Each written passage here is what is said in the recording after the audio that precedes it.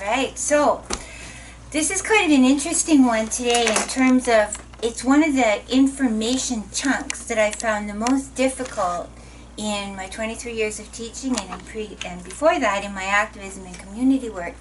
It's like one of the ways I've tried to express it to people. Some of you have seen these pictures where you look at it one way and it's a certain kind of picture, and then you turn it just a slightly different angle and you see it a different way. In psychology, there's little visions like that, optical illusions and so on. So hold that thought as I go through this discussion about whiteness. I'm going to open with a poem that I had published in Cultural Studies and Critical Methodologies already 15 years ago. How impossible is that? So 15 years ago this poem got published, and it's a little commentary on something that happened to me when I was just, in grade school, early grade school. And it's speaking to, I believe it's speaking to a lot of what happens in our lives as white folks. We're kind of tricked into not seeing whiteness in the common image, the fish in their own water bowl, they don't see their water, right? So this poem is from when I was a kid. Political lessons. Both Barb and I were about 8 years old, sad, poor, and strangers even to our own selves, as we shared a strikingly stripped bare moment. For 30 years, it's been posted on my internal pulsing image board. We were in an obedient wintered lineup, returning to class when a white Anglo boy hit her. And as she turned to confront him, another boy's coat whiplashed at her. His zipper slashed her lip. She howled. My white-skinned, brown-eyed Anglo face watched her brown-skinned, Métis black eyes run water. Neither of us stepped out of line. Helpless, but bearing forced witness, I did nothing, said nothing, and 30 years later, I remember that wrong moment. I still feel the cold stuck to the sides of my boots. So that poem to me is about learning to stay in line. As white women, as women of color, as Indigenous women, we're often taught to stay in line a certain way, to behave a certain way. And then, as white women, we're given specific lessons too about being polite, being charming, being tidy, being clean, upholding the roles of the family. For many people, taught to be good Christian women, good Christian wives, good mothers. There's certain roles that are imposed upon us and that we sometimes quite willingly absorb and maintain the privileges and the luxuries of whiteness. And when I say we, I mean white women all over the world. I don't necessarily mean just in Prince George or just in this classroom. So Lee Miracle is an Indigenous scholar. She's an activist. She has published many, many books, and she has spoken at many, many conferences. I think she's one of the most wise and useful and rageful activists on behalf of Indigenous folk, and I really feel grateful that I've had a chance to meet her a couple times and to learn from her and to read her books. So at one point she was coming here to UMBC, and she was going to be reading some of her poetry and some of her scholarly work, and as we were preparing for her to come here, I wrote this poem. For, to, and in response to Lee Miracle's writing. I want to say, I know how you feel, but that would be a lie. Stealing, minimizing, self-aggrandizing, something vital and central might be taken. I want to say I'm sorry. Forgive us. But I know this is shallow, hard to swallow. Something felt like nowhere near enough for today, for building affinity and empathy for tomorrow. Certainly not enough to non-implicate me in mainstream histories and her stories. I want to say, I hope. But I know this isn't enough. We're both busy, tired, nervous, vulnerable, differently hustling for protections, band-aids, proteins. I want to say, it's not my fault. Don't be mad at me, get over it. But I know my white-skinned, non-reserved life trajectory, layers of loss and less layered, less lossful, less long. I want to say, let's be something funny, casual, comradely, calm. But I know emergencies, horrors, griefs, urgencies lurk all around us and around our us-ness. I want to say I'll listen while you talk, but I know my mouthy mind has been socialized to clutter up and clutter down spaces between strangers. I want to say I'm sidestepping, stalling, disconnecting, falling on old centers, binaries, edges, borders, unknowns, but I know I'm not good at contradictory authenticity. I want to say I know how much I don't know, but confessing absences and voids disorients, frightens, and weakens me. I want to say I do know that our interaction should not be a ramble about my unsorted sort of settlered wants anyway, but I want to say it's been a long wait, and still language, skin, land, spiritual stances, and signboards for hate. But I don't know the whole who, when, where, for really wording all these things. I want to say, so that poem, I actually published that first time in 2003, and the second one, so the first one was me as a kid, white bush trash, whiteness. There were Indigenous children in my classes and everywhere I went because I was rural. This is in Northern Ontario, so it would have been Ojibwe folk that I was most often around. And it was like a silent thing. They were there everywhere, but they also weren't there. And white folk didn't talk about their whiteness or how they had stolen land or how they had appropriated things. I'm almost 60 years old, and today we have Black Lives Matter, and we have Indigenous Lives Matter, and we have a lot of Indigenous people talking about, for example, how the police have been oppressive to Indigenous people. We have the Highway of Tears. We have a lot of oppression and poverty among Indigenous people, and often the story keeps sliding back to Indigenous people. No, actually I want to flip it for this conversation about white people. How is it that white folk continue to be selfish, to be willfully stupid, to be appropriative, to be mean and shitty, and to have more of the resources and opportunities of the world, even though the research goes on and on and on to prove we already have taken way, way more than our fair share. So what I want to talk about is whiteness. So like I said, it's one of those things for white folk that can appear and then disappear. There's these strange little slips of hand, and it's for white folk difficult to talk about themselves. So I'm going to show a little toy here that I've invented to talk about it. So every social work student, every person, is actually a whole bunch of identity pegs. So let's say this is my identity as a mother. This is my identity as female. This is my identity as 5'3", and this is 60 years old. This is a person who has the privilege of being an associate professor. This is growing up rural. So we all have all these identity pegs. Simple enough concept. And then everyone we work with has a whole bunch of identity pegs too. So our clients have the same thing, mother or not mother, bisexual or lesbian or trans, grew up poor, grew up rich, 5'10". All our clients have all of these identity pegs.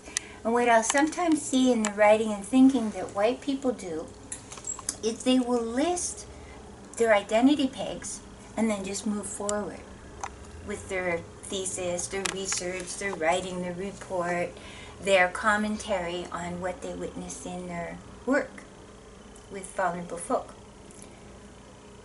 It doesn't matter that you're white or not white, except that it's a social construction. It's an imaginary thing. Here's where it starts to matter, is when we engage on the identity peg of racism. See how, and that's how we look at it, right? So here's what I want to draw your attention to. This space between the two. So Tuba could identify as a woman of color, and I identify as white trash. Neither has any meaning at all, except when we start to engage with each other. The space between us, the space between whiteness and people who are third generation Chinese in BC, or who are from Nigeria and they're here as a student, or they're 10th generation Indo-Canadian. It's the relationship that matters. It's not enough for white folk to just, oh, I'm white, and move on. It's to ponder what consequences, meanings, what limits and advantages, what privileges and hardships come with that relationship space.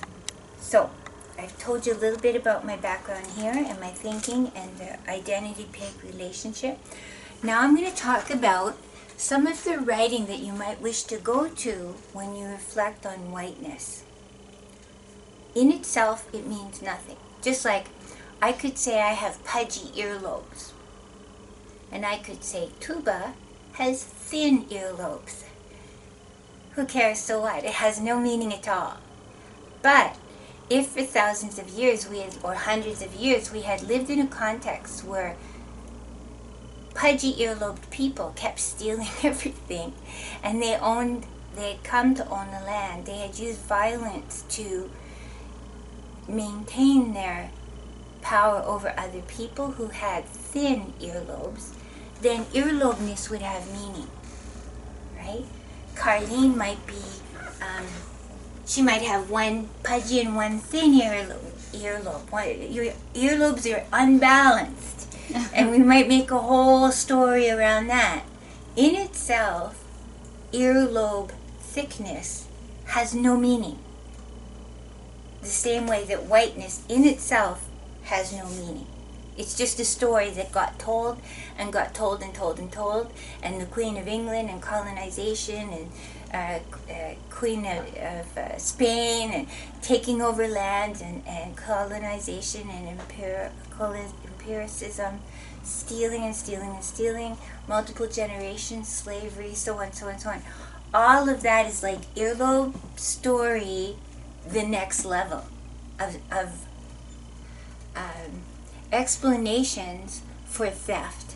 They're the narratives that got put forward through religion, through capitalism, through patriarchy, through different big lies and layers and layers and layers of rights and privilege and violence. Okay? So say that out loud, and it's a big story, but I want to just give you some quick things to think about in terms of whiteness. Here's where some white folk get really confused. They conflate class with whiteness. They'll say, I've struggled too. My mother was a waitress, my dad was a trucker, and I've had a lot of pain in my life. So why are you picking on me? Why are you blaming me for all this stuff? I wasn't there 500 years ago. So, here's my answer to that person. Whiteness is still a privilege, and we've put on the list from Peggy Nash, Peggy McIntosh, the list of white privileges that end up in our backpack, and a list of 8 white identities moving towards the best one. Number 8 is about really being radically enlightened and risk-taking and prepared to stand up and do the right thing, even if it means you are put at risk for being fired, or you are put at risk for being labeled difficult, whatever. So we do not want to conflate class issues with whiteness. We're going to separate them, and later I'll talk about classness in another video. So here I'm going to just show you some books in case you want to go and enrich your mind. Well, that and I mean, before you start talking about those, like I feel like it's also important to establish that like white privilege, like whiteness, isn't in itself racist. Like, although like having privilege, but recognizing it isn't racist. So like recognizing that you have privilege because you are white doesn't mean that you are inherently racist. It just means that you've benefited from years You've benefited of racism. from structures. So the story I'll tell people is if I as a single woman go and apply to rent an apartment and I'm white, and the landlord interviews me to rent the apartment, and behind me an indigenous woman, the same age, same everything, applies for the same apartment, the landlord statistically is more likely to be a white guy, and he's going to choose me over her. I may not have woken up that morning and said, today's the day I'm going to make sure an indigenous woman doesn't get an apartment, but I get the apartment. So I have ongoing accumulated wealth, safety, well-being, comfort, security in myself, and self-esteem from my whiteness that I harvest all through the lifetime. The examples from Peggy McIntosh or others is that I walk around in a grocery store and I don't assume someone's going to arrest me for shoplifting just because I'm white. But there might be an indigenous person who has to worry about that when they walk around in a grocery store. If an indigenous woman is alone on the street at night, she might get more harassed by white guys who think she must be a sex trade worker because she's out at night. If I was out on the street at night, I might get harassed, but not to the same statistical number. So we want to make clear that all of these intersecting identities, we talked about that in a different video.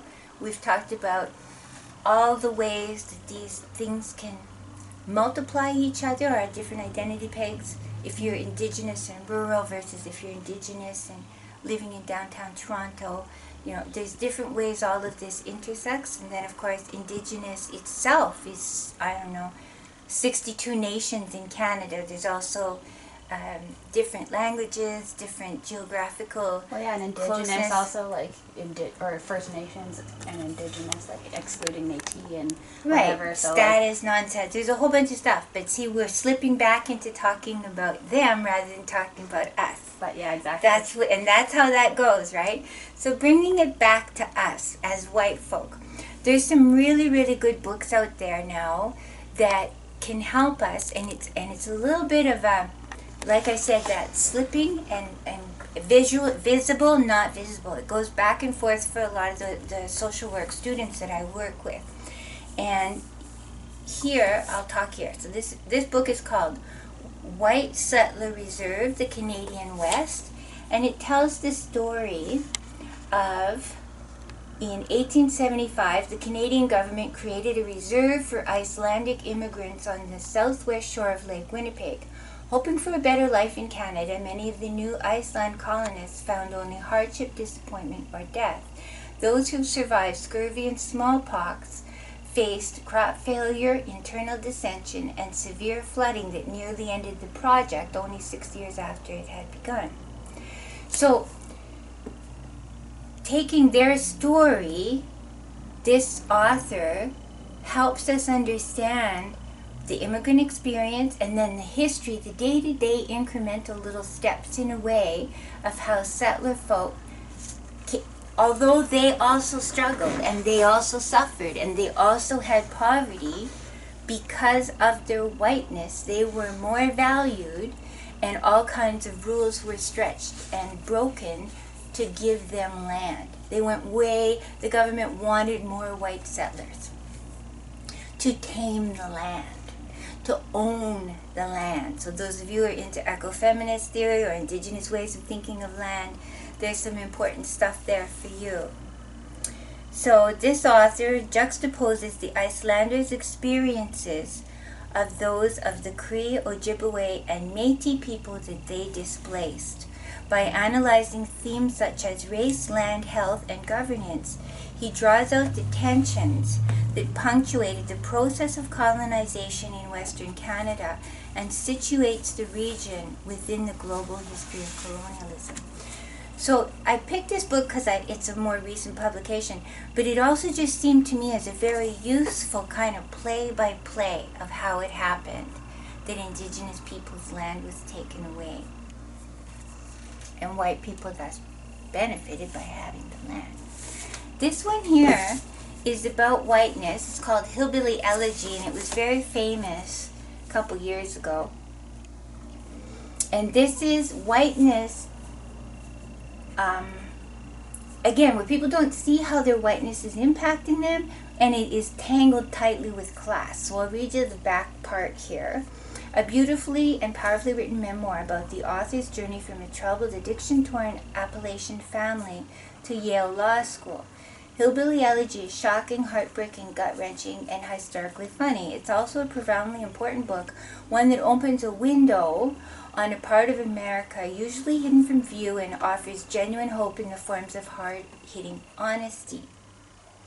So he's talking in his book here. He grew up in this sort of what I would call white bush trash. He calls it hillbilly, or you could call it mountain trash, white mountain trash. Many, many times we get used as white folk. We get used against people of color and other oppressed groups because capitalism wishes to divide and conquer. I'll tell you a story of that in the community I used to live in. The mining companies came and they literally, actually put, like, 1902 or something like that. It was a new mining area, and they literally put the Italian people over here, they put the Finnish people over here, Polish people over here, and so on, as the new male immigrant poor people came to work in the mine. The consequences of that was the company could resist unionization because nobody wanted to be with each other. They all knew each other only as strangers or competition.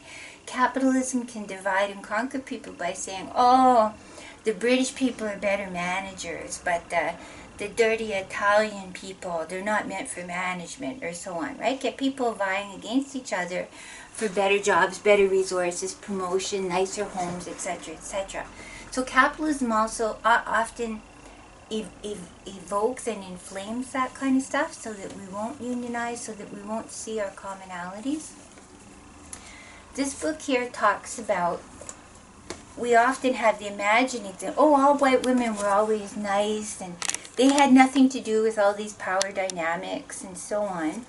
And I believe we do, and we did, and the social work profession has a lot to comment on.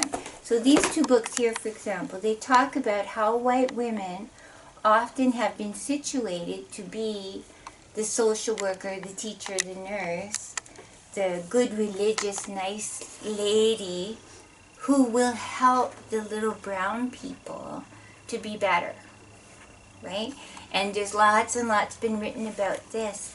So using whiteness as a template for normalcy. Whiteness as a template for normalcy, appropriateness, good manners, good etiquette, appropriate aesthetics, a proper lady dresses this way, enunciates this way, speaks this way, does embroidery, whatever the things are at that moment in history and her story. And anything that doesn't match that is therefore wrong. Is wrong, suboptimal, not worth talking about, and so on, right? And white women have been used sometimes by patriarchy and capitalism also to divide and conquer women, so that you can have, and I'm making this really simple, but that you could say, oh, in the factories they preferred as different factories at different times. Again, the company will say, well, white women get this amount of wages and women of color get this other amount of wages, right? And can use us against each other. And we would wish that not to be the future. We would wish to form coalitions, solidarities, empathies, and to be more conscious of every time any woman is harmed or any woman is disadvantaged, all women are made more vulnerable. This book here talks about white rage, the unspoken truth of our racial divide, and it talks more about that. Again, I'll go and talk about her little subtitles or subsections. I'm trying to give my future students in social work with victims of abuse or with family counseling, how do you inform yourself more effectively, more richly, and more with more nuance and discernment. This book talks about the civil rights movements, and it talks about the election of Barack Obama, and talks about, it's so hard to summarize entire books, but let me see if I can find a couple of good quotes. So let's say crime. She's got a section in here in crime. In 20 states, the percentage of black incarcerated people is at least 5 times greater than their share of the resident population. So similarly here in Canada, Indigenous people form a much higher ratio of people in jail, Indigenous men, Indigenous women. So sometimes you get these stories where you have social workers as a collective group who are white, disproportionately, who are helping these Indigenous women to be better women and get out of jail and have a good life. But we're also imposing our own beliefs, values, our templates for the world, our mental schemas, our religious views, our etiquettes, all kinds of things which are dangerous, unwholesome, tragic, and exploitive. And we want to reflect on that. Recently, I was on a thesis committee where all the people on the thesis committee, the supervisor, the committee members, the external examiner, and the chair, and the student are all white settler folk, and the thesis theme was something about Indigenous women. And you kind of wonder, what would this story be like? What would this sound like if it was all Indigenous women writing about Indigenous women? Would the thesis turn out to be the same? Would it say the same things? How can we get out of the way as white folk and notice every single day where we're taking up oxygen and taking up space and, in effect, sometimes gossiping about other cultures, other groups? We want to stop that. We want to ask, let's say, rather than, why do so many Indigenous people do crime, and why do we have to spend so much time to help them be better people? What if we flipped that and said, in what ways is the Eurocentric colonized justice system distorted and twisted and appropriative and shitty in that it keeps creating situations where more Indigenous people end up in jail, right? So you flip the question. Mm-hmm. If I give the example of people talk about, sometimes you hear people say, oh, incest, rape, abortion, birth control, wife assault, those are women's issues, and women should just like solve all that, deal with all that. And I would flip that and say, you know what? Incest, rape, wife assault, femicide, these kind of issues, it's women who get victimized by these stories, but we want men to be involved in cleaning up the mess that they've made. It's men who've taken away or tried to take away our rights over our bodies, our future, our money, our resources, our labor, our dreams, and so on. So men should be talking to other men and saying, stop being an asshole, and they should work at creating different structures to make it better for women and or get out of the way. Stop talking about us. We've recently seen, as Carlene told me earlier today, in America you sometimes have these situations of 10 men in a room, 10 white men in a room talking about women's health. There's no women in the room. Get out of the room. Stop talking. Involve a woman. Yeah, like even one. Yeah, have 10 women come in that same room and let them make the decisions about women. Yeah. Right? So if we go back to the whole video we did on intersectionality, every group that's been oppressed in some kind of way needs to have time with their own to formulate their theories, build their consciousness, build their clarity, notice the patterns, and speak truth to power, let's say. And then those in power, those who want to be allies, Give us what we ask for. Right? So women, for example, want to have reproductive control. Okay, we've told you now for maybe 100 years, we want to have reproductive control. So how about you shut up and give us reproductive control? or access to birth control, access to abortion, the morning after pill, so on. So indigenous people have told us for 500 years, give us back our land, give us the rights over the land that we do have clear title to, let's say, give us power over our own resources, give us a fair share of all of the state's money. So why is it, for example, that the federal, provincial, municipal governments will organize funds and resources differently for white kids than for indigenous kids? If indigenous parents were empowered and authorized and received the funding to figure out their own stuff for their own kids, they would do a fabulous job of it. So white folk need to get out of the way. We've all sat in situations where you have 5 or 6 white women making some decisions and commentary about an indigenous family. So let's say a white nurse, a couple of white social workers, and they're talking about an indigenous family's well-being, whether that's an elderly person who needs health care or a kid and a mom who may not right now be doing perfect parenting. Right? So what we would wish, the more ideal situation would be a group of indigenous people sitting in a room talking about indigenous stuff, the healthcare system and so on. So always be looking back at ourselves rather than at them, whoever the them is, but in this moment I'm talking about white folk. This is talking about Heartland. This book, this is Sarah Smarsh. What's happening right now is, I think, there's a lot of really poor white folk who are angry, and they're angry because they felt they were entitled to certain resources and opportunities, and the factories in their communities shut down. The natural resources have been used up in a particular place. Like, let's say there's no more trees to harvest or there's no more fish to harvest, and so the indigenous people of those communities are saying, hey, you used up all the fish, or you used up the trees, and we should still have a share. You used your share. So stop telling us how to live or do our own resource management.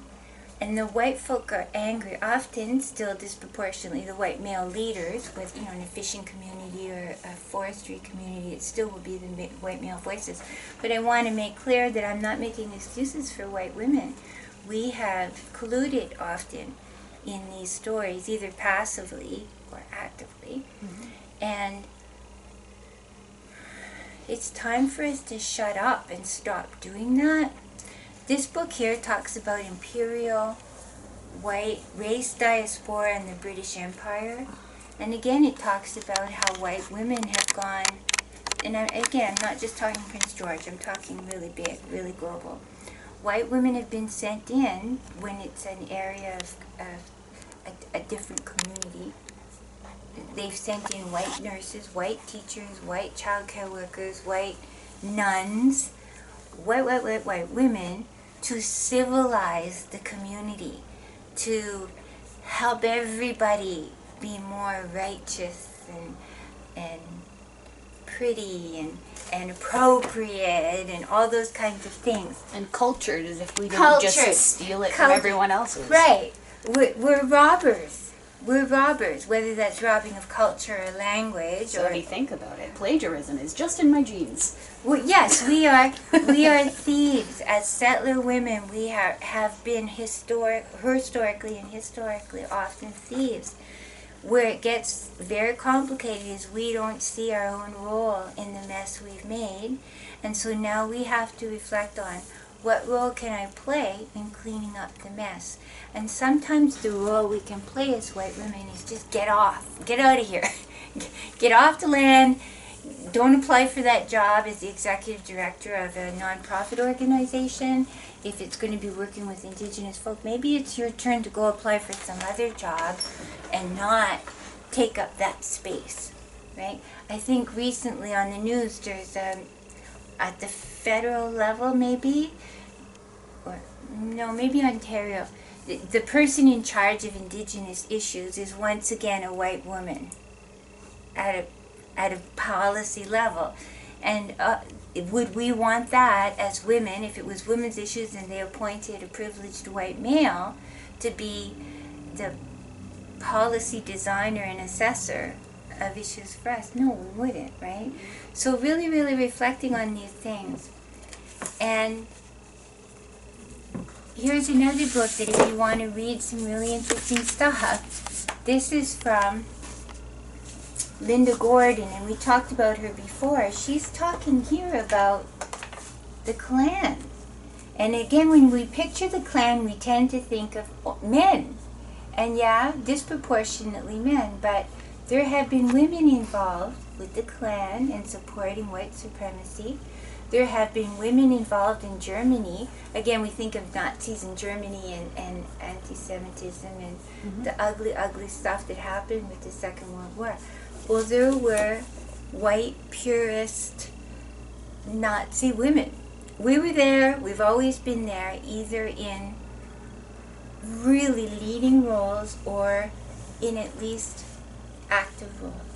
We've taken our share of the harvest or the goodness, and often been keen to promote ourselves and our worldviews rather than realizing, hey, this is really evil what I'm colluding in here. I don't want to collude in that. I don't want it to be better. So having said those kinds of things, there's also this one, White Trash, The 400-Year Untold History of Class in America. And I'll read you a bit from the back here. Eisenberg reveals the pivotal role of the white poor in American history. From John Locke's plans for the colonies to 20th century eugenics, from the rise of Andrew Jackson to the modern Republican Party, this book, White Trash, will change the way you think about your past and your present. Here's another quote from Christopher Tomlins. For all too many in this great nation, the American dream is an American myth, because this is a country where class has mattered more than equality, more than opportunity, and certainly more than you think. Find out just how much class matters from this book. So, keeping some white folk poor, and keeping some black folk poor, and indigenous folk poor, and getting us to compete with each other for certain jobs and privileges and rights, and giving the white folk who are poor just one little notch up of privileges and resources because they're white. It keeps everybody fighting with each other, which often will benefit the middle class and the upper class. So I don't want to talk about class, but it's woven right into the DNA of this conversation about poor white folk and the anger and rage and oppression they can feel, but they misdirect it at black or indigenous people rather than looking up and saying, who is coming up with these ideas to keep us divided? Oh, it's the mining company. Oh, it's the forestry company. Oh, it's someone who has a colonial, thefty kind of worldview. We've been invested in all of this. Here's the book, The Possessive Investment in Whiteness, How White People Profit from Identity Politics. See if I can find the best quote on the back of this. Lipset, the author of this book, Lipset, is one of the few historians of the U.S. who commands an audience eager to read what he writes on virtually any topic. This book is rigorous, it's creative. This collection combines a firm grasp of the material roots and consequences of white supremacy with striking cultural criticism. Its extensive treatment of Asian American and Latino experiences breaks decisively with the tendency of studies of whiteness to produce race as a black-white binary. Few works on whiteness discuss past and present together with such subtlety, care, and passion. So just to bring into the conversation, often we see right now a lot of stuff going on in America about the border, and Trump wanted to make a wall a mile high and every inch between his country, and to make sure no people of color got into his country without his permission and so on, right? Well, some indigenous people, the same as here indigenous people, the indigenous people of there, they didn't draw that line in the sand and say, oh, that's America and this is Mexico. Somebody else did that. They may feel, hey, this is still our land, this is still our culture, this is where we belong. It's you white folk who don't belong here, right? Like exactly where that border goes is, again, a type of oppression and appropriation. But people don't even talk about that part. What we tend to see on the news is how high will the wall be, when will it get built, and so on, versus the idea of whoever authorized you to build a wall anyway, you thieving white folk, you thieving Americans, right? And Canada likes to imagine, oh, America is way more racist than we are. I think it's the same in lots and lots of ways. There might be moments where we're not yet caught. This book here, White Folk,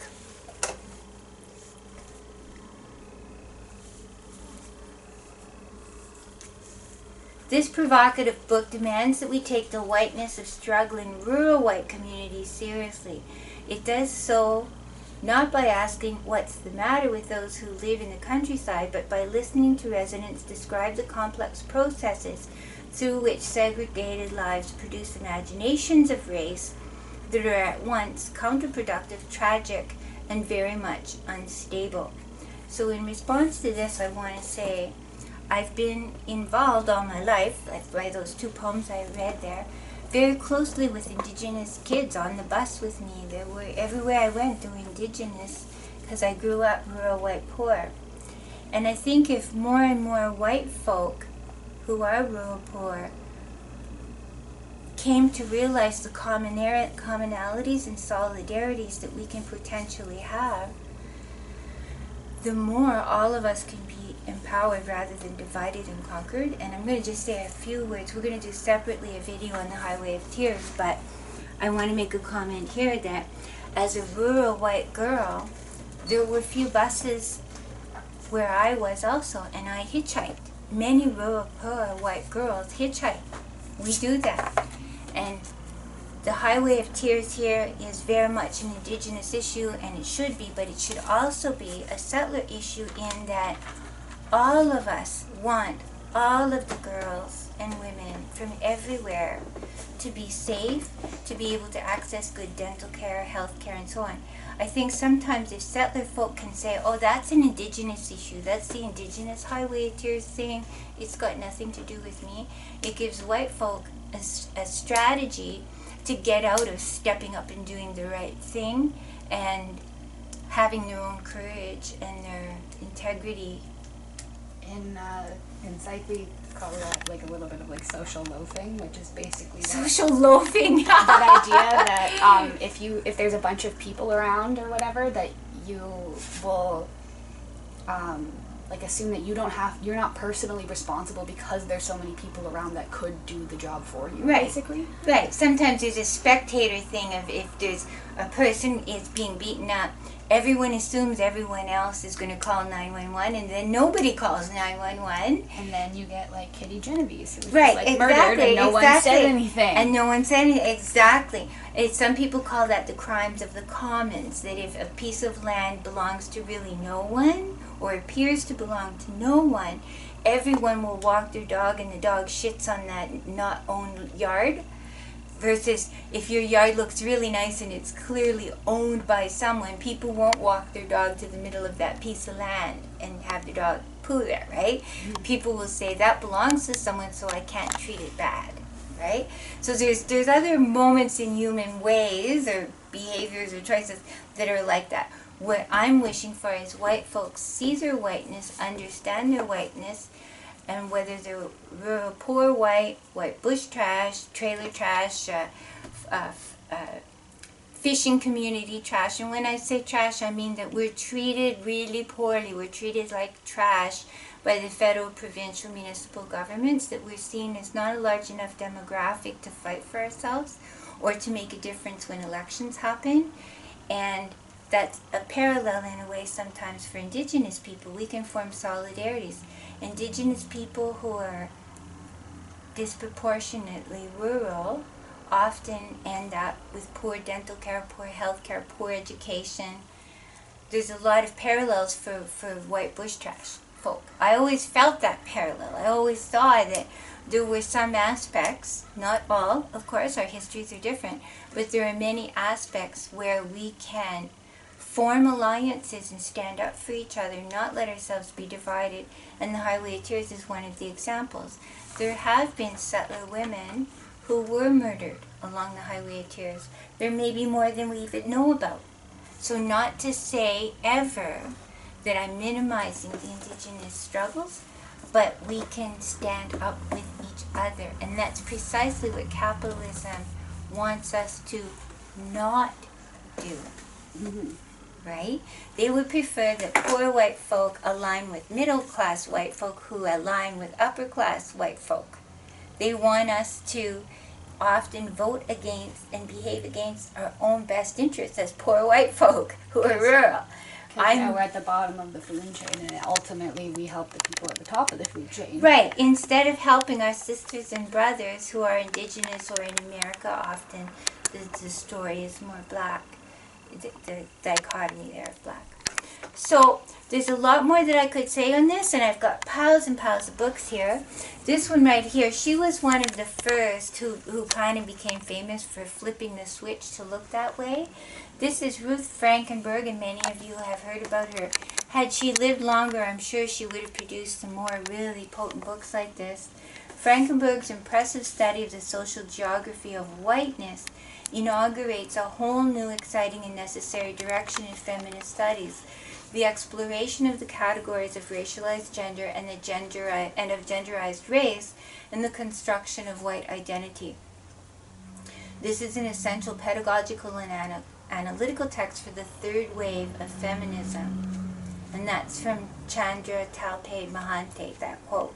So many people read about her and her work. She was kind of one of the first when we went, ah! She opened the top of her heads up. This book right here is again very, very interesting to me. White Cargo is the forgotten story of thousands of Britons who lived and died in bondage in British America's colonies. In the 17th and 18th century, more than 300,000 people became slaves there in all but name. We were swept up, white bush trash, I'll call them my white bush trash, distant kin. Urchins were swept up from London streets to labor in tobacco fields, where life expectancy was no more than 2 years. Brothels were raided to provide breeding white women to come to Virginia. Transported convicts were paraded for sale like livestock. So that's what they'll do to us poor folk when they can. They will sell us off. Or how different are we if we're living on minimum wage, part-time work, and we have very few resources from the collective pool of our nation, our province, our country, America, Australia, different places. I'll just list some of these other ones, the white working class, because I'm going to do another video at some point about class. So on this side I'm talking about whiteness and how it tangles with class, and I'm going to do at some point another video about class and how it tangles with whiteness, right? So these books can be come at in different ways. And here's a little pamphlet. This is my grandparents were Scottish and dirt poor, and great-grandparents dirt poor. The Scottish Council for Women's Trades, and this is a little booklet that was put out a long, long time ago, and it's talking about the housing needs of potato diggers, poor white women who would help harvest potatoes, and where would they live? And interestingly, um, guess what would happen to these poor, poor white women? I'm going to see if I can find the date for when this first came out. That's They get screwed in the end. Like back then. They get sexually harassed and sexually abused, and they weren't able to vote, and all these kinds of things. That when I read this about white potato harvesting women in Scotland 150 years ago, whatever, and seeing how they were homeless and how they struggled and how they were poor. And then I think of right now downtown East Side, Vancouver, where you have homeless poor women, many of whom are Indigenous, but yeah, many of whom are white trash, right? And we can form some strength together if we resist these kinds of situations. Glasgow Women's Studies Group, here they're talking about the poor women in Scotland, and how most of them were doing domestic work and were very oppressed in many ways. This book here, Settler, Identity and Colonialism in the 21st Century, from the back of this book I'll read you. Through an engaging and sometimes enraging look at the relationships between Canada and Indigenous people, Settlers, this book, explains what it means to be a settler today, and argues that accepting this identity is an important first step towards changing those relationships. Our country is deeply entangled with colonialism, and pervasive anti-Indigenous racism and violence continue to define contemporary political, economic, and cultural life in Canada. Being settler means understanding our colonial past, identifying our colonial present, and accepting the responsibility to struggle for change. So it's not, oh, Indigenous people, they need to change. No, we need to change. We need to stop being so damn selfish. Some of these stories, of course, that we've heard where I think it's at this moment 62 Indigenous communities in Canada have no running water. That's criminal neglect. We could do better. We should do better. We must do better. Water? Really? Why do we have to debate that? Yeah, that's not, it shouldn't even be something we talk about. This is a book for people who want to do research, critical and Indigenous methodologies. This reminds you that sometimes what you should be doing is using Indigenous ways, Indigenous strategies for doing research and scholarship and activism, and then look at settlers with those critical lenses. And this is a marvelous book, by the way. Love those authors. Linda Tuhawai Smith is one of the most famous Indigenous scholars. I have a book from her somewhere in this pile. This is another book here, in case any of you are doubting, white women weren't really involved. They were like white men, they took all the land, and then the white women came, and then they were all feminist social justice activists in 2010. No, White Mother to a Dark Race. And this is Settler Colonialism, Materialism, and the Removal of Indigenous Children in the American West and Australia. The patterns, Australia, America, Canada, the patterns are very similar in terms of using women as social working type people to, for example, steal the children. And if you steal the children and take away their language and their culture and you socialize them to be settler, blah, blah, blah, you are implicitly, killing the Indigenous identity of that child. And we've been there. We've been there doing that.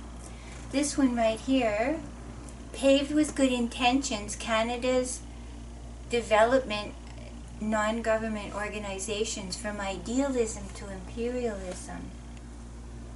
And they call it here soft imperialism, an extraordinary expose of the soft imperialism of aid organizations and nonprofits. In richly detailed case studies, the authors unmask the puppetry by which rich nations use supposedly humanitarian NGOs to promote their own economic and geopolitical interests. So sometimes white folk who are idealists and they go and participate in these kind of organizations, they may be duped, maybe they're somewhat innocent, but It's time to wake up and see how we're colluding. This one right here, waking up white and finding myself in the story of race. For 25 years, Debbie Irving sensed inexplicable racial tensions in her personal and professional relationships.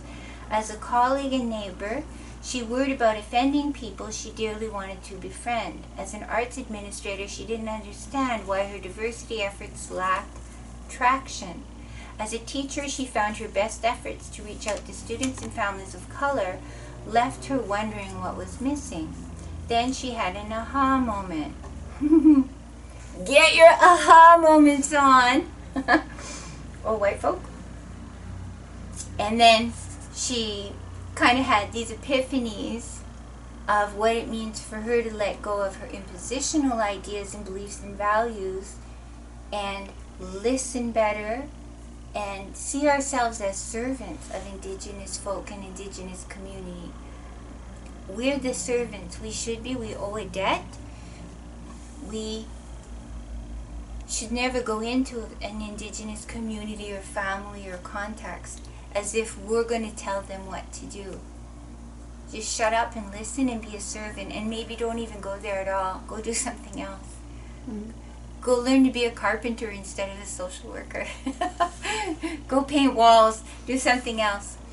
So there's obviously way more to say about it.